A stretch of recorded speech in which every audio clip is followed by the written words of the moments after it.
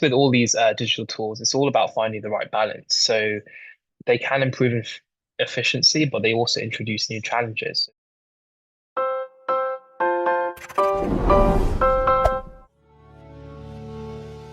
Good day, everyone, and welcome to the 10th session of UPM SILab's IOL 101 Webinar Series 2025.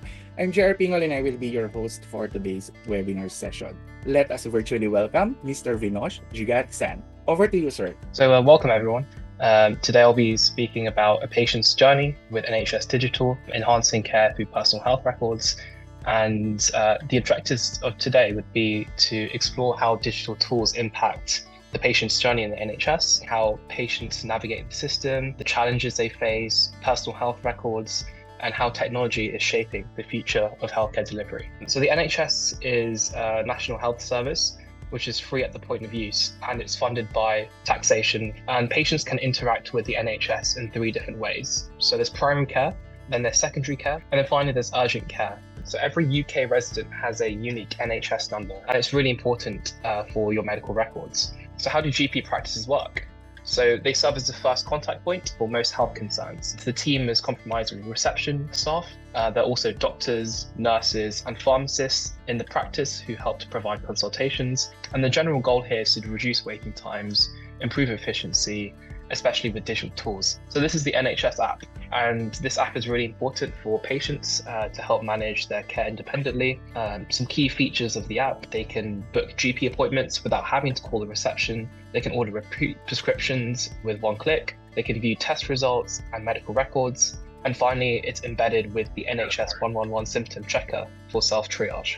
So this is just some numbers here. So we can see that there's quite a lot of people registered with the NHS app. Of course, there are challenges with the NHS app. So some patients struggle with the setup, and sometimes the app does not always sync properly with the GP records. So this is the NHS app. There are a range of services, so I can request repeat prescriptions, contacting my surgery, and I can also look at my own sort of personal health record as well. So as you can see, the functionalities of this NHS app is very user-friendly. It's quite easy to navigate. It uses very simple formatting, so it's easy for patients to navigate.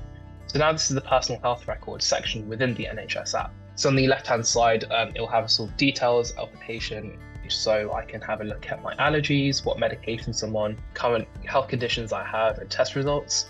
What's fascinating about this as well is that they translate the medical jargon into something that a patient would really understand. There's also other features in the NHS app. I can also manage healthcare services for other people, and this is very useful for those who are potentially vulnerable or not sort of digitally enabled like the younger generation. You can also make health choices, so in the middle side, which gives patients a lot more accountability for their healthcare. So one thing that we have is an organ donation decision. You can also be part of healthcare research. You can also share records with others. So there's a lot more sort of autonomy for patients with their health choices through the NHS app. I can access all different kind of medical problems through this easy NHS website that is linked to the NHS app, which is a sort of a pop-up when you click on it. Then talking about secondary care, in hospitals we use Epic in terms of patients' notes, and hospitals and GPs can always share the patient data, but the process isn't always as smooth. Also, for the primary healthcare clinic, it's great because the GP records are automatically updated with latest test results. Of course, there's also problems because IT systems don't always communicate the best depending on what trust you are, which may lead to further delays in patient care. In terms of the patient's point of view, there are quite a few frustrations in the journey. There are booking issues. There can be long waiting times as well. So for routine appointments to see your GP, it could sometimes take days to weeks. And with specialist referrals sometimes taking months due to the NHS backlog.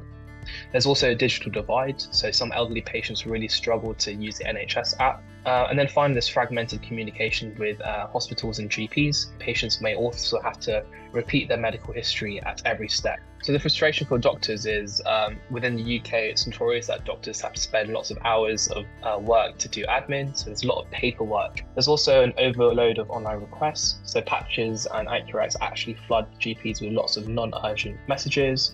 and triages can become very difficult. There's also tech limitations, so AI symptom checkers like NHS 111 online, sometimes they can misclassify cases, and there could also be data entry errors in digital system. The NHS also has multiple incompatible software systems as well, which results in hospitals and GPs not being able to share electronic records as efficiently as they'd like.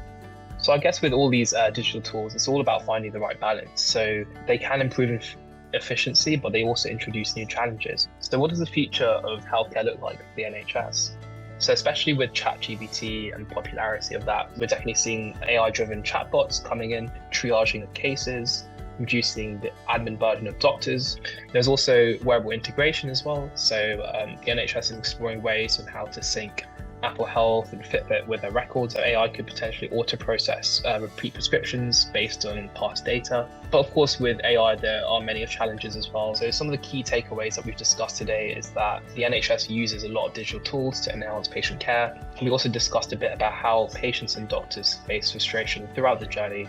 But the future of the NHS healthcare is looking very digital, but there's work to be done. I hope that the participants has an appreciation of how far we are right now from the other countries. Now, we all know how advanced the United Kingdom is when it comes to technology, standardization, interoperability. But I invited Vinosh also to share his perspectives as a citizen and as a medical student and as a user of the NHS digital app. Thank you, Doc Eloy, and thank you again, Sir Vinosh, for sharing your expertise with us. In 3, 2, 1, smile. Thank you. This is JR Pingoy saying again, catalyzing change one spark at a time. Let's keep pushing the boundaries of digital health together. See you.